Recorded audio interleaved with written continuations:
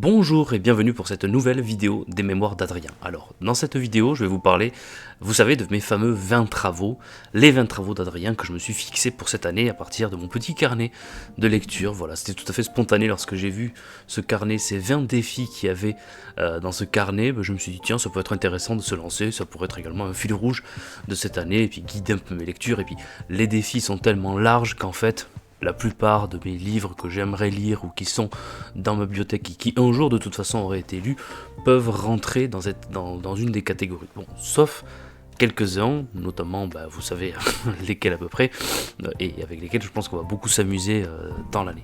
Le premier de ces défis était de lire un livre de plus de 500 pages. Donc vous voyez là, c'est quand même très large pour pouvoir y intégrer beaucoup de mes livres. Et donc j'ai décidé de lire un ouvrage de plus de 500 pages qui s'appelle Au-delà du mur de Katia Hoyer, que j'ai lu avec ma liseuse de chez Kobo, que j'ai eu en cadeau à Noël par ma famille, qui fait plus de 500 pages, édité chez Passé Composé. Alors c'est une histoire de la RDA, vous savez, de cette fameuse République démocratique allemande, née dans le chaos de la fin de la Seconde Guerre mondiale en Allemagne.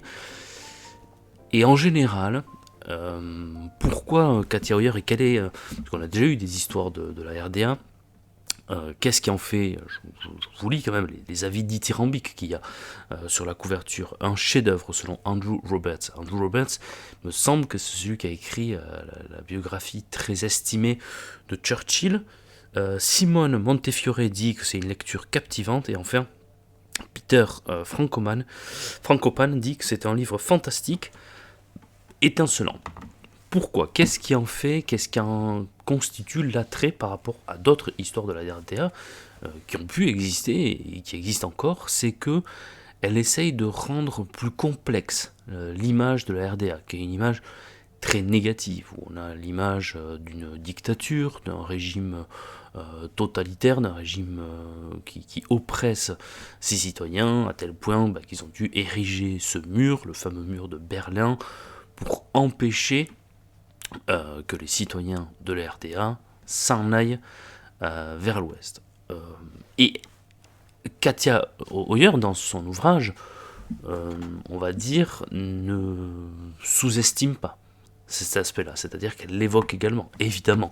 Elle ne peut pas de toute façon passer à côté le côté dictatorial, le côté oppresseur, et évidemment le fait que les gens avaient cette velléité de partir vers l'ouest, parce qu'il y avait une sorte de fantasme de l'ouest, de la réussite économique, sociale, d'une liberté, et que les gens, après avoir vécu pendant des années terribles, sous le Troisième Reich d'Adolf Hitler, qu'on les réenferme dans un autre régime dictatorial et dans un autre régime presque totalitaire,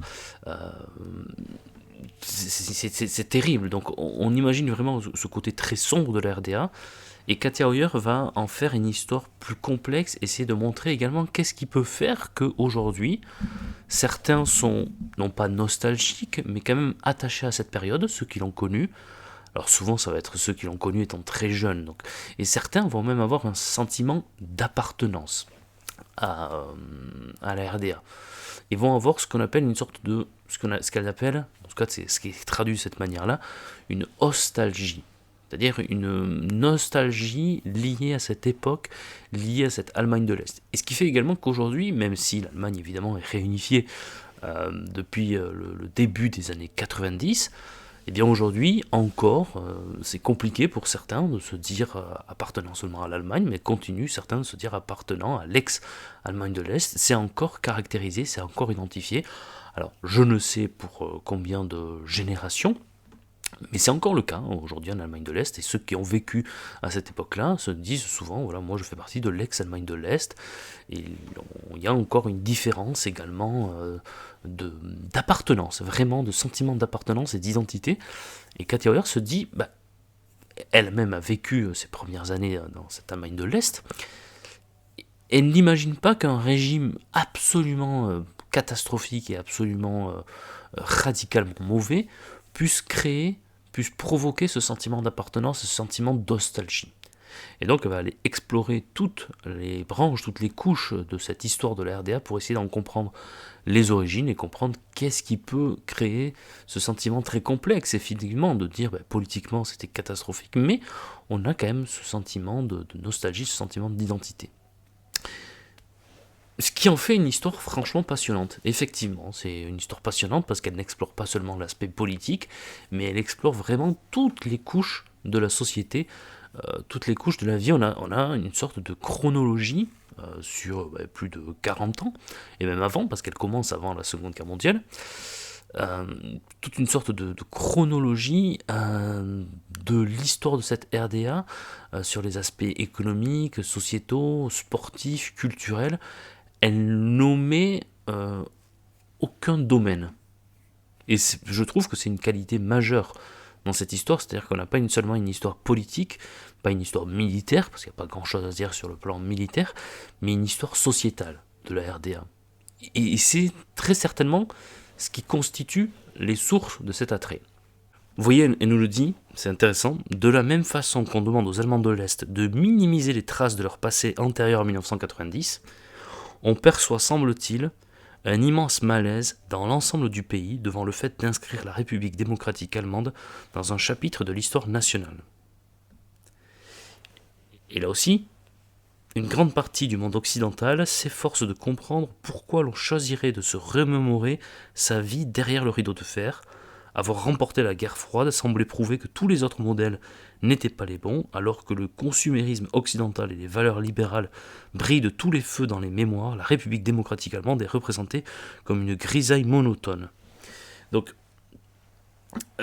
c'est intéressant vraiment parce que on a cette idée dans le monde occidental qu'avoir remporté la guerre froide, que tous les gens fantasmaient ce monde occidental, et donc il faut effacer complètement tout ce qui a pu se passer dans cette partie de l'Allemagne et cette partie même de l'Europe, alors qu'en fait non, il y a un vrai sentiment et que les gens ont du mal complètement à effacer leur appartenance à l'ex-Allemagne de l'Est, et c'est vraiment tout l'objet de cette histoire. Alors, ce que j'ai trouvé intéressant, à plusieurs égards, je vous l'ai dit, c'est déjà que j'ai appris beaucoup de choses, évidemment, parce qu'il y a plein de choses que j'ignorais, nécessairement, et c'est logique, parce que c'est pas une histoire forcément qu'on nous enseigne à l'école, on nous enseigne les grandes étapes de la guerre froide, les grandes étapes de la désunion de l'Allemagne, et ensuite de l'unification, mais vraiment de manière très superficielle, et c'est logique, on peut pas non plus aller dans le détail de ces choses-là.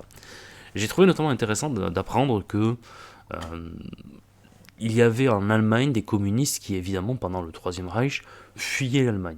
Et ont voulu aller où ? Vers le régime qui semblait être celui qui symbolisait le plus la réussite du communisme, c'est-à-dire l'URSS, ou l'URSS selon les prononciations. Et Staline avait une méfiance immense à l'égard des Allemands, parce que, selon Staline, les Allemands c'était Hitler, et Hitler, au vu de ce qu'il avait écrit, de ce qu'il disait sur les communistes, forcément un jour s'en prendrait à l'URSS. Donc il se disait, même si a priori ce sont des réfugiés communistes, ça reste des Allemands, donc il y a quand même un risque fort que ce soit des espions. Et donc tous ces Allemands communistes qui pensaient trouver le salut en URSS ont été accueillis dans des conditions désastreuses et ont même été purgés dans les années 30, les fameuses purges de Moscou, les fameux procès de Moscou. Il y avait beaucoup d'Allemands communistes qui ont été tués, envoyés dans les goulags, ou même carrément exécutés pour être des Allemands et donc pour être des potentiels espions. Staline était vraiment paranoïaque et ne le faisait pas dans la dentelle lorsqu'il avait le moindre doute sur des gens. Et les quelques-uns qui ont survécu à ces grandes purges ont survécu, ont continué de vivre pendant la guerre dans l'URSS de Staline, et après la guerre, certains d'entre eux ont été choisis, ont été renvoyés en Allemagne pour y bâtir, en tout cas dans la partie de l'Allemagne qui appartenait à l'URSS, pour y bâtir cette Allemagne communiste, cette Allemagne soviétique, cette république sœur. J'ai beaucoup aimé d'ailleurs une blague, vous voyez, et on a vraiment tous les aspects là de toutes les branches, parce qu'elle évoque même des blagues, des petites blagues qui couraient, qui circulaient à l'époque pour en gros résumer le lien qui pouvait unir Moscou et Berlin, le Berlin communiste. Elle disait pourquoi on dit République sœur à propos des régimes soviétiques et pas alliés aux républiques amies, mais parce que les amis, on peut les choisir, alors que les sœurs, on peut pas choisir sa sœur. Et donc, j'ai trouvé ça, j'avais trouvé ça amusant comme blague et qui résumait pas mal le lien qu'il pouvait y avoir. Donc après voilà, donc toute l'histoire, et moi je vais pas revenir en détail parce que ça me prendrait beaucoup trop de temps, donc l'idée n'est pas de revenir en détail sur toutes les parties de cet ouvrage, mais plutôt d'essayer de vous donner envie de le lire. Et comment vous donner envie de le lire? C'est-à-dire que on a vraiment une chronologie très précise et très complète de tous les événements politiques, donc avant la Seconde Guerre mondiale, puis la manière dont ça s'est construit, la manière dont ça s'est fabriqué, jusqu'à la fin de la République démocratique allemande, donc à la fin des années 80, puis au début des années 90. Et comment petit à petit on perçoit les failles dans ce système de la République démocratique allemande. Politiquement, et donc on a également les grands noms, on a ce fameux Ulbricht, je crois que je le prononce bien, qui est le grand nom de la République démocratique allemande, qui avait une fascination, qui était un grand fan. Staline était son idole. Et donc comment les liens se faisaient entre Moscou et Berlin dans des conditions, parfois des relations un peu tempétueuses, puisque parfois l'Allemagne de l'Est voulait un petit peu s'autonomiser. Et on le voit encore également sur la fin. Et Moscou n'a jamais vraiment voulu donner sa place à l'Allemagne. Donc des relations assez compliquées, et pas seulement de domination de l'une sur l'autre. De l'une qui veut faire plaisir à l'autre, de l'une qui veut parfois donner des gages également au côté occidental. C'est vraiment très intéressant et j'ai beaucoup aimé cet aspect-là politique, mais évidemment elle revient sur le fait qu'il n'y avait qu'un parti, qu'il n'y avait pas du tout une démocratie, qu'il y avait une sorte de contrôle quand même de la vie des gens, et que c'était politiquement et sur le plan des libertés publiques un régime absolument oppresseur et oppressant. Et ça, elle ne peut pas non plus complètement le nier, et elle ne le nie pas d'ailleurs. C'est ce que j'ai aimé dans ce livre, et on le voit pourquoi. En revanche, ce qu'elle dit, c'est qu'elle ne peut pas dire que dans la RDA, les gens étaient absolument malheureux. Et c'est là qu'elle contrebalance énormément, en parlant par exemple d'une croissance économique très forte, jusque dans les années 70, où après ça va être quand même de plus en plus dur, mais jusque dans les années 70, il y a une forte croissance économique, parfois même supérieure à celle qu'on connaît dans le monde occidental, taux de chômage plus faible, les gens ont, et elle montre des statistiques, les gens ont un niveau de vie plus rapidement élevé et plus confortable qu'en Allemagne de l'Ouest et que dans le monde occidental, au niveau de l'accès, je sais pas moi, aux machines à laver, aux téléviseurs, il y a toutes ces choses qui font que la vie est plus confortable et que la vie qui est un progrès également, pas seulement dans la vie économique, mais également un progrès social, et dans les modes de vie, dans le niveau de vie. J'ai été étonné d'apprendre tout ça, par exemple sur le mode de vie, sur l'accès à des biens comme ça qui permettent d'améliorer la vie de tous les jours, mais pas seulement, également elle revient sur la condition des femmes. Du côté occidental, on a du mal parfois, c'est-à-dire du côté de l'Allemagne de l'Ouest et du côté de l'ex-bloc occidental, on a du mal parfois à analyser, à interpréter le fait que la condition des femmes était meilleure en Allemagne de l'Est. Les femmes ont travaillé bien plus tôt. Les femmes avaient une autonomie plus élevée. Et elles étaient beaucoup plus mises en avant en Allemagne de l'Est qu'en Allemagne de l'Ouest, et que de manière générale dans le bloc occidental. Et donc ça, on a un peu de mal à l'interpréter. Comment l'interpréter, comment le dire, comment l'analyser, comment faire, que faire de cela. Ça va pas trop avec tout le discours à côté que l'on a. Donc elle revient dessus. Revient également sur l'aspect culturel, beaucoup d'événements culturels, la musique, la danse, tous les aspects culturels, sportifs également. Comment le sport a contribué également à façonner cette identité, à façonner cette pensée d'une identité, d'une appartenance à une Allemagne de l'Est. Avec le sport, les coureurs, les athlètes, le football, elle revient sur la fameuse Coupe du Monde de 1974, avec donc cette Allemagne de l'Est qui bat l'Allemagne de l'Ouest dans un match, même si l'Allemagne de l'Ouest, la RFA finira avec ses grands stars de l'époque, finira par être championne du monde cette année-là, pour la deuxième fois de l'histoire d'ailleurs, après 1954. Mais elle revient donc sur cette victoire de la RDA sur la RFA, je crois que c'était dans le match d'ouverture de la Coupe du Monde 1974. Je trouvais d'ailleurs que sur le football, peut-être qu'elle en a parlé pas assez, parce qu'il y a un vrai sentiment d'appartenance avec le football. Et aujourd'hui encore, je sais qu'il y a des clubs d'Allemagne de l'Est qui mettent un peu en avant ça, le fait d'être des clubs de l'ancienne RDA, et qu'il y a un vrai sujet là-dessus dans le football. Je trouvais que ça pêchait un peu à ce niveau-là, et qu'elle aurait dû aller encore plus loin sur cet aspect-là. elle va très loin dans l'aspect culturel, gastronomique, la vie de tous les jours, le quotidien vraiment, avec beaucoup de témoignages, c'est très sourcé. Et ça c'est bien, voilà, ça c'est passionnant parce que c'est très sourcé, c'est pas elle qui sort juste ça de livres d'histoire, il y a une vraie plus-value. Et aujourd'hui, pour qu'un ouvrage historique sorte du lot, parce qu'il y en a eu des ouvrages historiques, et là c'est un ouvrage elle est britannique et allemande, mais en France on a beaucoup de maisons d'édition qui publient des livres d'histoire, il y a des livres d'histoire qui paraissent tous les mois, il y en a beaucoup. Pour qu'un ouvrage historique sorte du lot, moi je le dis souvent, il faut qu'il y ait une plus-value. Il ne faut pas que ce soit juste une histoire classique, assez fade, assez banale, comme il peut y en avoir et comme il pourrait y en avoir. Là, pas du tout. Là, c'est pas juste une histoire politique, comme je le dis, c'est une histoire sociétale, économique, avec des statistiques, avec des sources, avec des témoignages.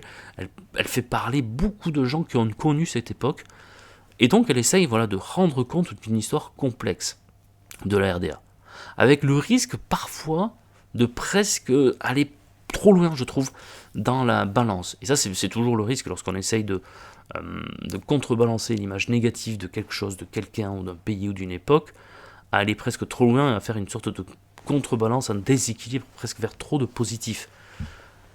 On peut pas non plus effacer le fait que c'était vrai, les gens voulaient en partir, qu'il a fallu... Alors, elle revient sur l'étape de la construction du mur, que c'est beaucoup plus complexe que ça, c'est pas seulement pour que les gens en partent, etc., mais elle lie aussi le confort économique à l'oppression politique.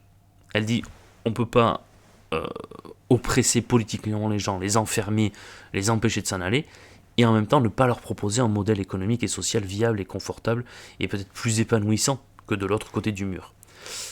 Donc, oui, c'est un vrai conseil que je vous fais, ce Au-delà du mur de Katia Hoyer.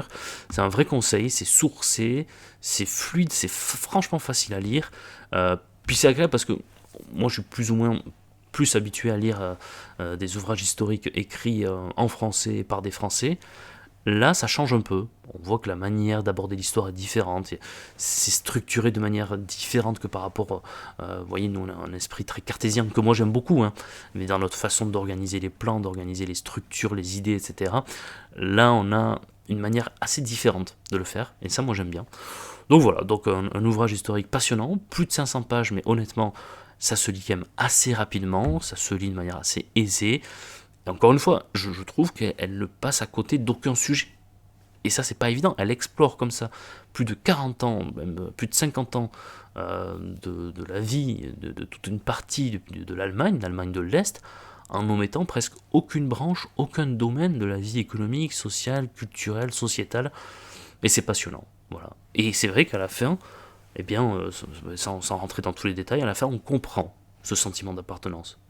Et on comprend qu'aujourd'hui encore, les gens se disent je fais partie de l'ex-Allemagne de l'Est, et il y a presque un côté, pas victime, mais presque un côté, vous dites que c'était mauvais, vous dites que c'était catastrophique, vous dites que c'était bien pour nous de rejoindre, mais n'effacez pas non plus totalement ce qu'on a vécu pendant 40 ans. Ne l'effacez pas, ne dites pas pendant 40 ans vous avez vécu dans le sombre, dans le noir, et heureusement que vous êtes quand vous a récupéré, heureusement que presque au-delà du mur, il y a presque un côté Game of Thrones, vous voyez, avec au-delà du mur, c'était le flou, le brouillard, etc. Et on vous a apporté la lumière. Non, c'est plus complexe que ça. Ne minimisez pas non plus le bonheur, la joie, et ce sentiment de fierté aussi qu'on a pu ressentir. Ce n'était pas complètement dû à une sorte de propagande, à une sorte d'oppression qu'on a eu ces sentiments d'appartenance. Il y a eu d'autres raisons. Et ces raisons-là, c'est celles qui sont développées dans ce livre. Donc, écoutez, cette année des 20 travaux d'Adrien commence fort bien, avec ce livre qui m'a enchanté. Alors ça faisait partie des livres, vous voyez, que je voulais lire pour ce début d'année, donc finalement c'est bien tombé. Il fait plus de 500 pages. Et c'est pareil. Pour le prochain, vous savez, le prochain travail que je dois réaliser, c'est lire un livre avec une couleur dans le titre. Et soyez vigilants, parce que ma prochaine vidéo, je vais la tourner très prochainement, ma prochaine vidéo, je vais vous présenter, je sais pas moi, entre 10 et 15 livres qui ont une couleur dans le titre, certains que j'ai lus, d'autres non, et je vais vous montrer celui que j'ai choisi pour être le prochain travail. Et je vais essayer d'aller assez vite, parce que vous voyez, on est déjà début février, presque mi-février, et je n'ai réalisé qu'un travail, il m'en reste 19, et j'ai pas 19 mois. Donc je vais essayer d'accélérer un peu, sachant qu'il y a des défis avec lire 5 livres du même auteur, lire une trilogie. Bon, On n'est pas en avance, mais bon, on verra bien si d'ici la fin de l'année on y arrivera ou non. Et c'est pas une obligation, c'est juste un défi. Et un défi, on le relève. Peut-être encore plus qu'une obligation. Sur ce, je vous souhaite une très très bonne journée. À très bientôt. Et dites-moi, vous, le livre que vous avez choisi pour ce défi du livre de plus de 500 pages. Dites-moi en commentaire celui que vous avez lu, si vous l'avez aimé et si vous le conseillez. En tout cas, moi, j'ai passé composé Au-delà du mur, une histoire de la RDA par Katia Hoyer. Oui, c'est un énorme conseil. Au revoir.